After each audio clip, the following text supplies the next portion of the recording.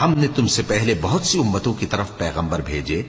پھر ان کی نافرمانیوں کے سبب ہم انہیں سختیوں اور تکلیفوں میں پکڑتے رہے تاکہ عاجزی کریں، تو جب ان پر ہمارا عذاب آتا رہا وہ کیوں نہیں عاجزی کرتے رہے، مگر ان کے تو دل ہی سخت ہو گئے تھے،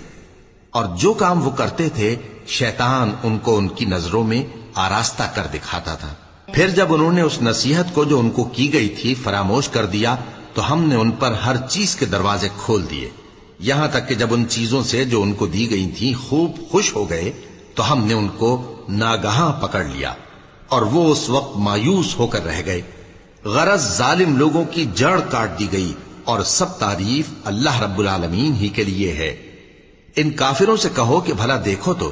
اگر اللہ تمہارے کان اور آنکھیں چھین لے اور تمہارے دلوں پر مہر لگا دے تو اللہ کے سوا کون سا معبود ہے جو تمہیں یہ نعمتیں پھر بخشے؟ دیکھو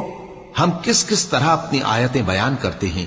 پھر بھی یہ لوگ روگردانی کیے جاتی ہیں۔